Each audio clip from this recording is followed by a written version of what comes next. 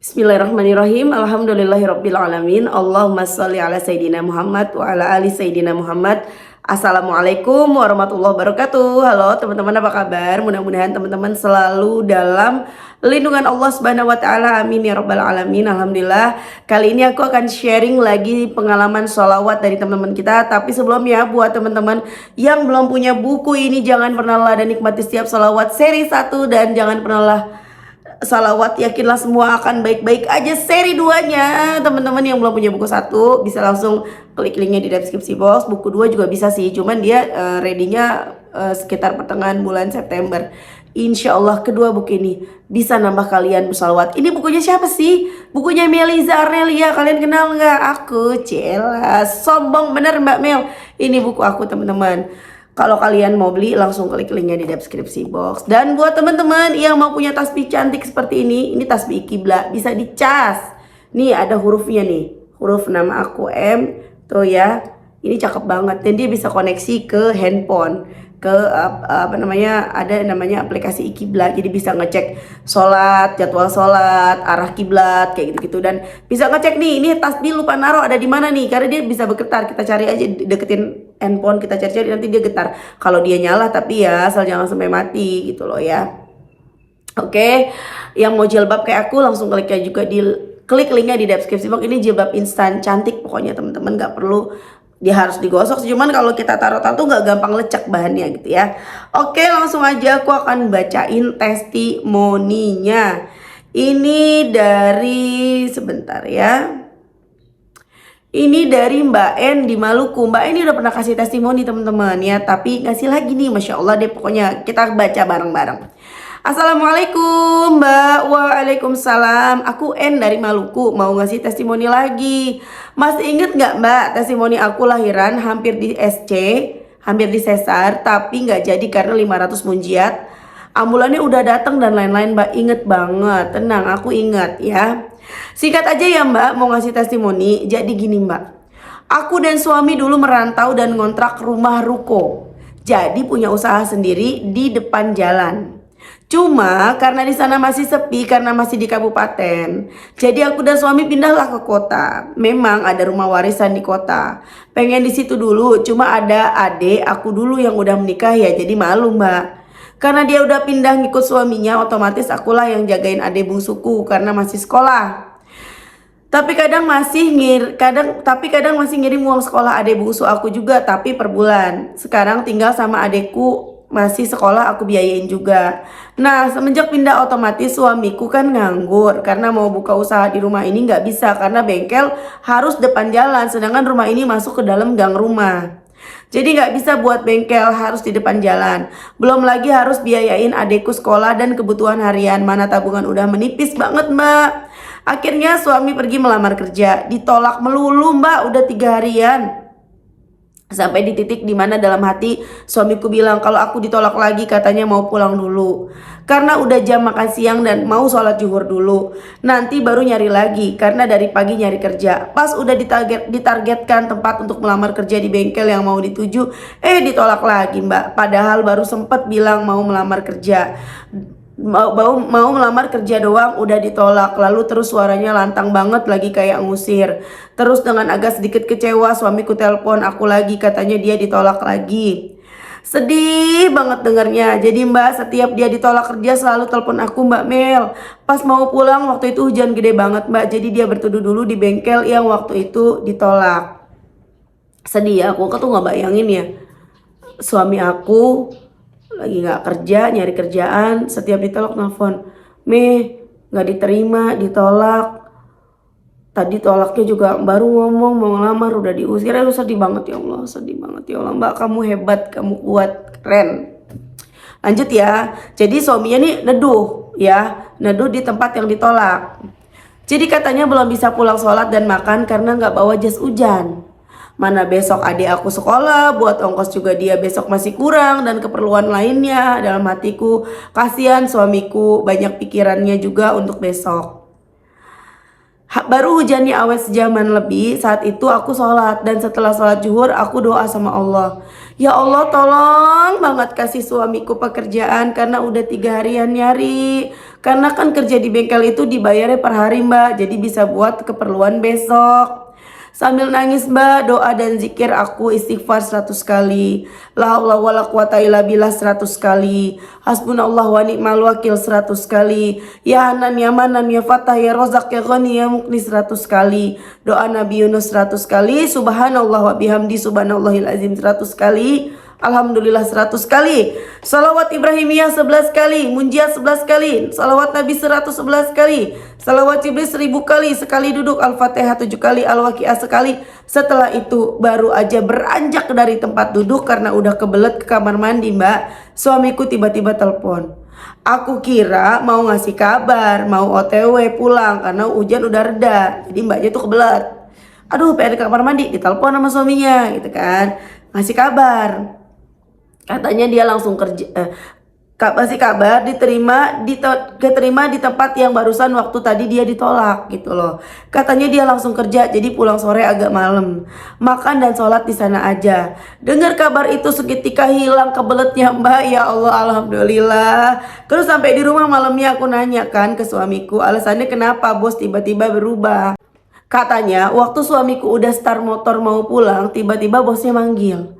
Katanya kamu bisa kerjain mesin ini enggak? Katanya mekaniknya kerja dari tadi nggak jadi motor orang. Udah dimarahin sama pemilik motornya. Lalu setelah suamiku kerjain nggak nyampe 15 menit jadi motornya orang bisa nyala, bisa jalan.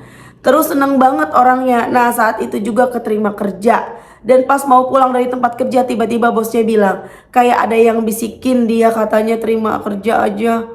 Suamiku kasihan, terus tiba-tiba suara petir ya bikin dia manggil suamiku. Masya Allah terharu aku mbak, tapi aku gak ngasih tahu suamiku kalau aku doain dia dari rumah tadi sambil nangis-nangis ke Allah, malu aku. Ya Allah keren banget ya. Duh batuknya jelek banget ya. Jadi dia dapat gak nyampe setengah hari 300.000 ditambah 50.000. Ya Allah 300.000 keren. Ditambah 50.000 jual besi tua yang dari alat motor orang yang diganti. Alhamdulillah bisa buat hari itu dan besoknya mbak.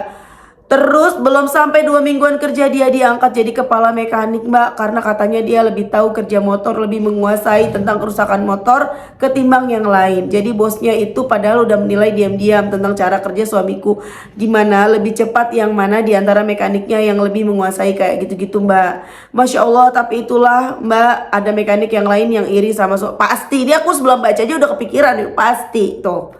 Ya, katanya mereka kerja yang lama tapi kok diganti, jadi masih ada lagi yang lain yang kecil-kecil ya mbak. Salah satu contoh kayak aku pengen makan sesuatu belum ngomong ke suami, pengen makan apa-apa tiba-tiba dibawain kresek usai pulang kerja sesuai dengan yang aku pengen. Terima kasih mbak atas testimonimu, bikin aku ingat dan tambah semangat salawat. Kadang aku lupa karena ngurus bayi, balita dan batita. Keteteran banget mbak, lagi tantrum banget anak. Dulu belum ada bayi suka sekali duduk 5.000 kali Jibril. Setelah sholat sekali duduk, setelah sholat sekali duduk. Sekarang cuma 1.000 kali, udah jarang mbak karena ada bayi nangis. Jadi lebih banyak salawat sambil aktivitas aja mbak. Maaf banget mbak dibilang singkat padahal kepanjangan. Semoga mbak Bes selalu sehat, dilimpahkan rezekinya, berkah, diberikan umur yang bermanfaat. Amin. Wassalamualaikum warahmatullahi wabarakatuh. Waalaikumsalam warahmatullahi wabarakatuh. Masya Allah mbak En di Maluku. Bener gak sih? Aku tuh suka lupa orangnya ya. Mbak En di Maluku dahsyat banget. Ya, cuman Allah yang bisa bikin begitu. Makanya suka heran sama orang-orang yang kalau komen, hey, cari bayar utang tuh kerja. Iya kan? Ya yang bisa membuat kita bekerja siapa? Allah. Ya kan kita juga ikhtiar langit ya. Mbaknya suaminya ikhtiar langit, ikhtiar bumi loh. Nyari kerja ke tempat pertama, bengkel kedua, bengkel ketiga ditolak. Di hari ketiga ditolak dulu tuh. Dibentak lagi nolaknya, sedih ya rasanya ya. Tapi nggak kecewa, nggak marah. Oh ya udah gitu loh, terima. Sambil istrinya di rumah kencengin di tiar langit, nangis-nangis tolongin ya Allah gitu. Udah kayak di sinetron ya. Tiba-tiba ada yang bisikin, kayak ada yang ngebisikin bosnya, terima aja kasihan. Petir bunyi dor gitu ya. Bunyi petir gimana sih? Punya dor gitu kan ya. Kaget kepanggil orang itu gitu loh, Masya Allah. Dan ternyata kerjanya bagus, Allah membuat tangan suaminya Mbak N menjadi tangan ajaib yang bisa bikin tuh motor yang tadi susah dikerjain jadi gampang. Barangkali sebenarnya itu gampang bagi pekerja di sana gitu ya. Tapi sama Allah dibikin gak benar-benar tuh. Dibikin benernya sama tangan suaminya Mbak N tuh, Masya Allah. Dan sampai akhirnya diangkat jadi kepala mekanik. Tapi ya gitu ya teman-teman. Hidup itu tidak selalu mulus. Akan selalu ada orang-orang yang gak suka sama kita. Tapi kita jangan dendam, jangan marah, jangan takut, kita punya Allah. Ini kesempatan buat menjadi ladang pahala buat kita. Kalau dia benci sama kita, ya terus dia sampai ngomongin kita kemana-mana, musuhin kita, ngegosipin kita, gibahin kita, tenang, itu jadi ladang pahala buat kita. Ya, kita mengadunya ke Allah aja. Ya Allah, aku diginiin, tolongin, kuatin aku. Jadikan dia lembut hatinya dan bisa mau berteman sama aku, bisa mengerti aku dan lain-lain. Masya Allah banget ya. Pokoknya jangan lepas dari sholawat Mbak. Ya apalagi ada teman kerja yang iri. Karena kan kita nggak tahu ya. Orang tuh iri kalau jangan sampai jadi dengki, ngeri. Makanya kita selalu bentengi diri kita. Tuh jangan lepas juga dari munjiat. Karena di munjiat itu ada sholawat yang sekaligus doa. Tapi doanya itu menerapkan loa gitu loh teman-teman. Jadi seolah-olah tuh sudah diberikan. Jadi aku kemarin waktu dengerin Kak Tresnani ngomong, ketika kita bicara gitu ya, apa yang kita ucapkan ya, itu kan dicatat sama malaikat. Makanya kan orang tua dulu suka ngomong, hati-hati kalau ngomong, ntar catat malaikat gitu. Karena memang benar, aku baru ngeh lagi tuh, benar yang dibilang sama Kak Tresnani. Malaikat itu tidak kenal kata bercanda. Malaikat itu kalau diperintahinnya A, ya A dikerjain. Malaikat diperintahinnya untuk mencatat, ya mencatat aja kerjanya. Dia nggak akan yang lain-lain, pokoknya nyatet apa yang keluar dari mulut kita. Makanya hati-hati gitu ya kan. Jangan sampai kita ngomong sembarangan walaupun bercanda. Ya setan, malaikat bahkan nggak tahu. Malaikat mah taunya catet gitu loh. Tuh Masya Allah. Jadi mulai sekarang kita ucapkan yang baik-baik. Ya aku juga lagi nerapin nih teman-teman.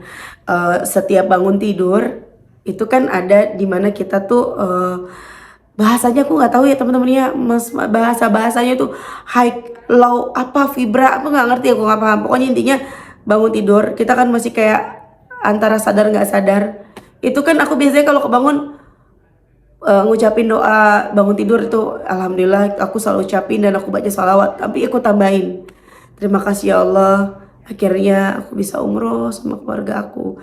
Terima kasih Allah. Jadi apa yang menjadi harapan aku dalam bentuk syukur doa gitu lah teman-teman. Ya coba aja lah, kita coba-coba aja deh gitu ya. Toh itu kan juga bukan keburukan ya teman-teman. Coba insya Allah satu hari jadi kenyataan. Karena memang yang aku alami selama ini, apa yang menjadi harapan aku, tapi aku lupakan. Aku cuma enak banget ya kalau bisa gini. Setelah berapa lama udah lupa, kejadian dapet gitu loh. Ya, seperti contoh lagi adekku si Desi. Dia suka dia pernah ngelihat ada kantor di dalam mall. Enak banget ya kantornya dalam mall kayak film-film Korea. Pengen deh kayak gini gitu loh. Udah dilupain gitu aja, cuman sekedar pengen udah. Dan dapet. Tuh teman-teman. Nah makanya mereka yang membuat loa kan orang luar, kayaknya sih non muslim ya. Mereka kan Tuhannya bukan Allah. Mereka nggak tahu, mereka tidak menyembah Allah gitu ya. Mereka juga nggak tahu sholawat. Jadi ya mereka pakai ilmu positive thinking, yang padahal itu dicatat malaikat tuh ya kan. Nah kita pakai sholawat lebih dahsyat lagi. Pengucapan kalimat positifnya ada di dalam munjiat itu. Salatan tunjina biha min jamilah wal afat. Dengan salawat itu engkau selamatkan kami dari cobaan gitu loh. Dengan salawat itu engkau kabulkan hajat kami. Dengan salawat itu engkau sucikan kami dari keburukan. Padahal kan itu bukan kalimat memohon kan gitu ya. Tapi bener-bener kayak perangkaian katanya tuh indah banget gitu loh. Ya itulah seni berdoa, keren ya. Duh Masya Allah. Oke teman-teman, terima kasih udah nonton. Semoga bermanfaat dan jadi motivasi buat teman-teman. Kita doakan semoga Mbak N di Maluku dan keluarganya bahagia selalu, lancar rezekinya, sehat terus ya Mbak. Dan teman-teman yang nonton, semoga doa-doa kalian segera dijabah sama Allah. Utang-utang lunas, rezekinya lancar, isi dompetnya tebel. Amin, amin ya rabbal alamin. Assalamualaikum warahmatullahi wabarakatuh.